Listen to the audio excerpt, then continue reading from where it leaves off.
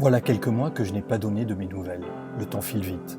Je sors enfin de mon silence. Et si vous avez quelques minutes, je vous emmène pour un voyage à travers la France vers des sites remarquables. Bon, silence plateau s'il vous plaît. Moteur. Ça tourne. Somewhere over the rainbow, skies are blue,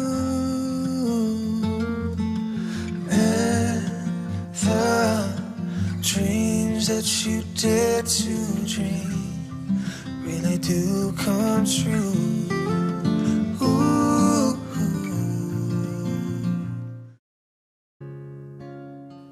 Petit retour en arrière. Nous sommes au début du mois de mai et nous sortons du dernier confinement.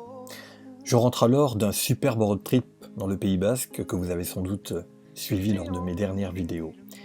Comme vous tous, je suis alors privé de cette liberté et condamné à rester chez moi pour éviter la propagation de ce virus. Et là, vous connaissez autant que moi l'histoire.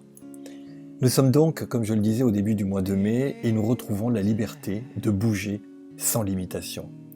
Retrouver la route avec mon van, mais aussi passer du temps avec des amis qu'on n'a pas revus depuis des mois, a été comme une évidence. Ça fait tout drôle quand on reprend la route. Vous me croyez si je vous dis que j'avais oublié ce plaisir, ce sentiment de se sentir libre d'aller où l'on veut. Me priver de sortir, de voyager a été aussi une expérience, car je me suis recentré sur moi. Oui, j'ai beaucoup gambergé. Faut dire qu'on a le temps de penser, de réfléchir à son avenir, sans trouver toutefois les réponses à toutes nos questions, mais prendre déjà quelques résolutions. Et je me suis posé la question de ce qui était le plus important aujourd'hui pour moi, mon essentiel. Comme quoi il y a toujours dans la vie un mal pour un bien. Et ce temps suspendu qu'on nous a obligés m'a aussi permis d'apprendre la patience et de regarder plus loin, avec sérénité et plus de clairvoyance. Pour ce premier départ d'après-confinement, j'avais besoin d'un lieu paisible, d'une région inspirante. Et j'ai choisi l'Ardèche pour y retrouver d'abord une amie très chère à mon cœur, car de longues années d'amitié nous lient et nous étions si heureux de nous retrouver. Des petits morceaux de vie, de rien du tout, qui font un bien fou à l'âme. Je retrouve donc le bonheur en déambulant dans ces ruelles tortueuses, traversant sous ces porches centenaires et respirer l'ambiance de ce joli village médiéval, bercé par le bruit de la rivière qui inexorablement coule au pied de ces gros rochers sur lesquels est bâti ce splendide village, Balazuc.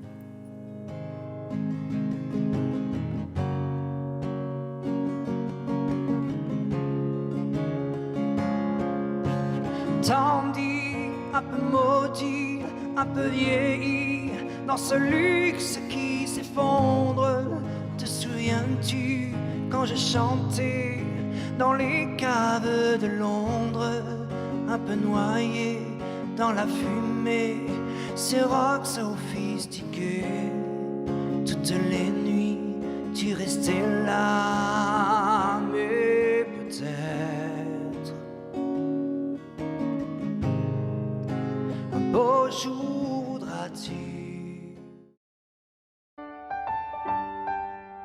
En compagnie de mon ami, je passe ici en Ardèche quelques jours merveilleux, redécouvrant quelques sites incontournables comme Vallon-Pont d'Arc ou encore le très pittoresque village de La Baume, un lieu que j'affectionne toujours autant.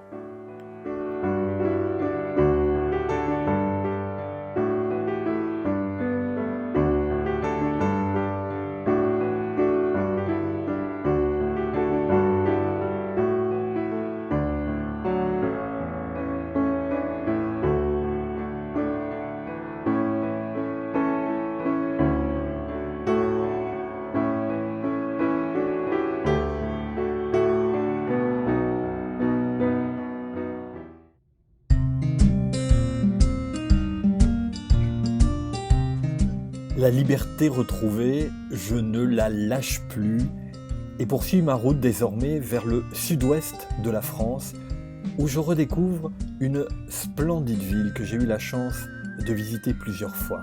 C'est Albi. Son architecture, sa couleur rouge omniprésente dans la vieille ville donne un vrai caractère à cette cité. Et si vous passez par ici, ne manquez pas de visiter cette cathédrale absolument fabuleuse et unique au monde, puisqu'elle est la plus grande cathédrale construite en briquettes rouges.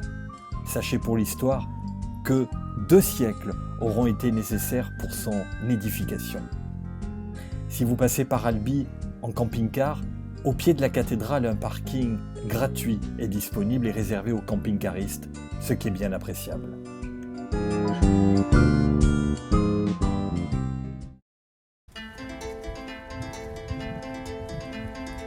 Non loin d'Albi, il est un petit bourg, indiscutablement un des plus beaux villages de France qu'il ne faut manquer sous aucun prétexte. Bienvenue à Cordes-sur-Ciel, bienvenue dans cette cité médiévale dont l'ambiance vous entraîne immédiatement au Moyen-Âge, tellement ce village a sauvegardé son riche patrimoine.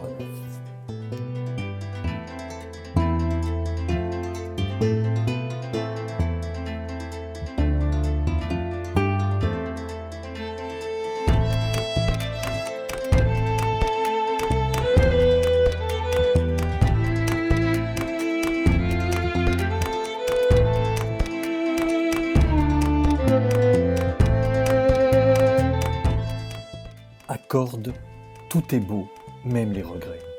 C'est Albert Camus qui écrivait ceci, qui lui aussi était tombé amoureux de ce village.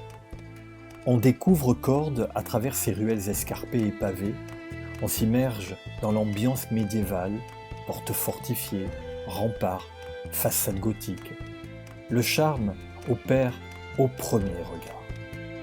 Après ce long mois d'interruption de voyage, j'avoue que je savoure ce bonheur de découvrir ce joyau du patrimoine français.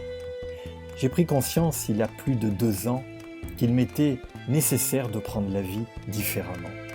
J'ai eu la chance de faire 2 métiers qui m'ont apporté énormément de plaisir tout au long de ma vie. Mais désormais, c'est la curiosité de voyager, de m'enivrer de belles découvertes, de paysages surprenants, mais aussi de rencontrer parfois d'autres voyageurs, comme moi, avec qui nous partageons des histoires de vagabonds, et j'aime ça.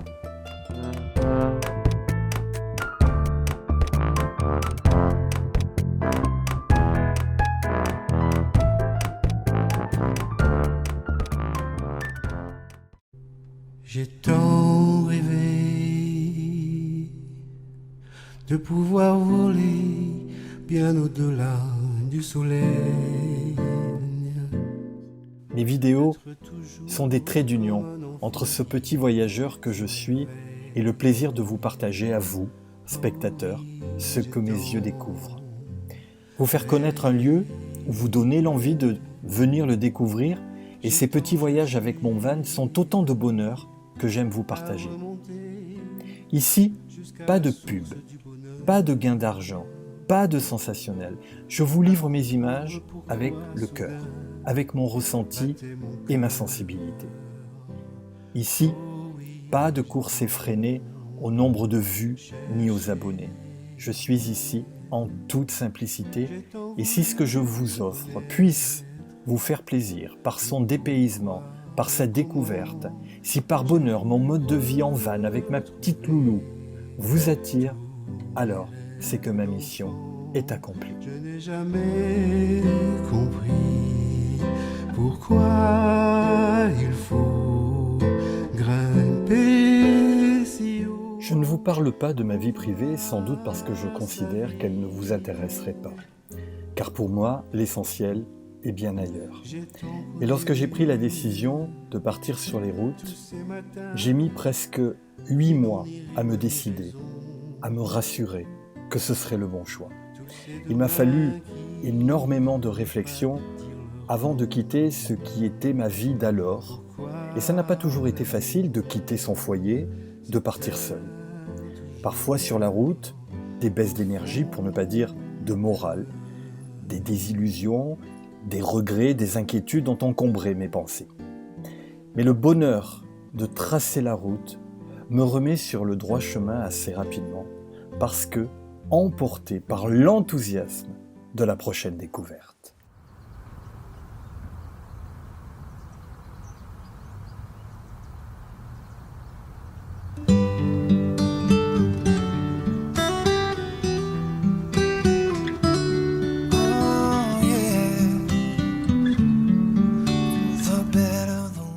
La France est un beau pays, d'une grande richesse, d'une diversité incroyable et de traditions ancestrales. C'est à travers tous mes voyages, avec mon van, que j'ai aussi pris conscience que le dehors était bien plus riche que tout ce que je pouvais posséder. On apprend l'autonomie et le minimalisme. On pense avoir besoin d'une multitude de choses pour vivre et se sentir heureux. Mais c'est une hérésie. Et ma vie en van me l'a prouvé à de nombreuses reprises. Baby, you're my only one. Till the silver that runs through our hair. Don't you know that I'll always be there? Baby, I swear to my days on this earth are done. Nous sommes maintenant en fin mai et cette frénésie de toujours continuer et d'aller plus loin me poursuit. Cette liberté me convient parfaitement. Je vous emmène maintenant dans le Lot pour une visite absolument surréaliste d'un village archi connu. Et je suis absolument certain que peu de gens l'ont découvert comme je l'ai vu.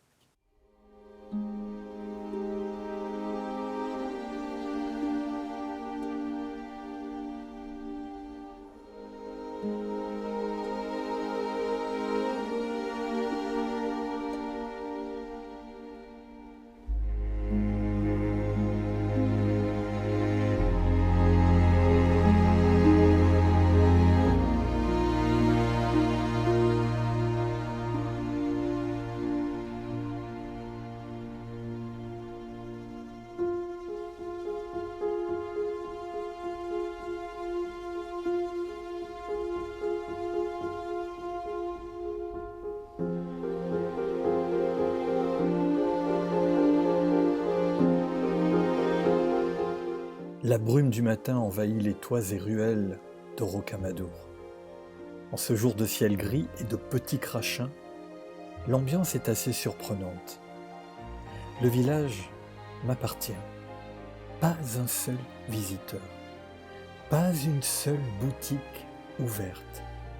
Même pas un chat pour me guider dans ces ruelles humides.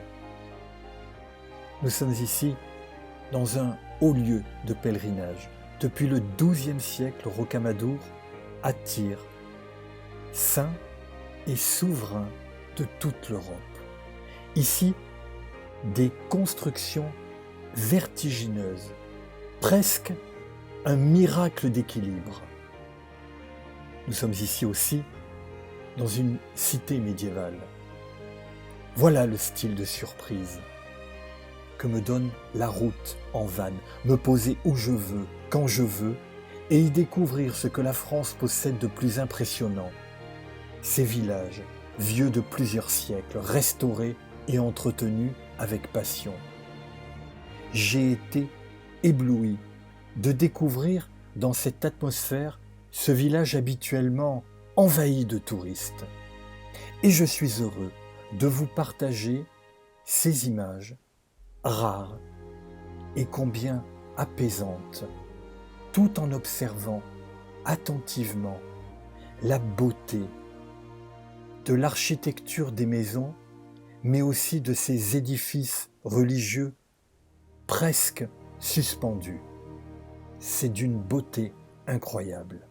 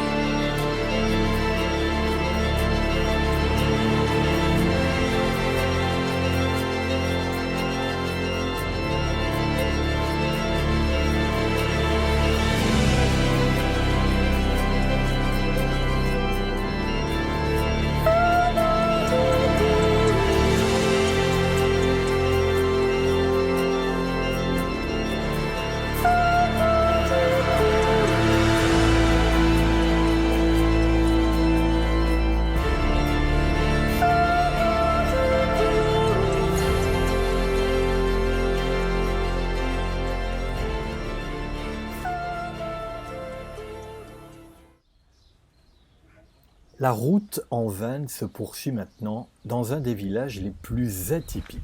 Nous sommes ici dans la vallée de la Dordogne, en Corrèze. Et oui, j'ai encore traversé des départements pour venir spécialement visiter ce village. Et je dois avouer que c'est grâce à un gars qui parcourt la France à bord de son fourgon aménagé qui avait fait une vidéo sur sa visite ici, à Collonges-la-Rouge. Et je m'étais toujours dit qu'il fallait que je vienne voir de mes propres yeux. Alors merci à celui qui m'a donné envie d'y venir, même si j'ai oublié son nom et le nom de sa chaîne.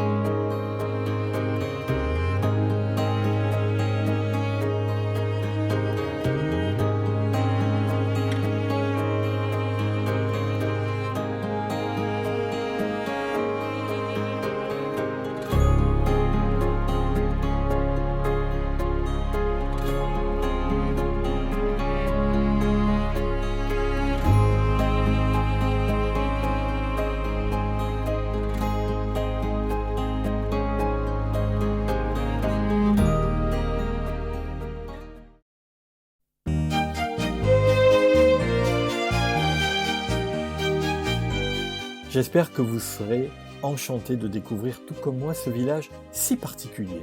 Et j'espère que ce film vous donne l'envie de partir, de découvrir. Et si vous ne pouvez pas le faire, j'espère alors qu'il vous fera plaisir et vous donnera un goût de liberté et d'évasion. Je sais que j'ai des abonnés français qui sont loin de la France et qui prennent du plaisir à me suivre à travers mon périple français. Alors, si comme moi, vous aimez la France et ses merveilleux villages, soyez les bienvenus ici sur cette chaîne. Revenons donc à Collonges-la-Rouge, classé parmi le label des plus beaux villages de France et qui doit son nom à son grès rouge qui le rend si atypique. La couleur particulière est due dans sa teneur en oxyde de fer. Et flâner ici parmi le dédale de ruelles, de placettes, nos yeux sont attirés par la beauté architecturale des maisons du XVIe siècle. Mais cette particularité de voir la vie tout en rouge peut surprendre certains visiteurs, car il est vrai que cette couleur est omniprésente dans le village. Collonges-la-Rouge est donc l'étape ultime de ce nouvel épisode à travers les pieds dans mon van. J'ai encore une fois été très heureux de vous partager ces images, mes coups de cœur pour ces lieux d'exception et j'espère vous revoir très vite car aujourd'hui nous avons la liberté de pouvoir reprendre la route à notre guise. Alors je vais essayer de vous captiver avec d'autres histoires de voyages, de découvertes, de régions et j'espère aussi passer hors de nos frontières pour un projet de voyage qui me tient à cœur, mais je ne vous en dis pas plus pour l'instant pour ne pas me porter malchance car nos déplacements restent encore fragiles par la crise sanitaire qui malheureusement est bien loin de se stabiliser. Alors espérons seulement de pouvoir garder cette possibilité de nous déplacer. Je vous remercie d'avoir suivi ce nouvel épisode. Je vous embrasse et vous souhaite de passer un bel été et surtout restez prudents et prenez soin de vous. À très vite.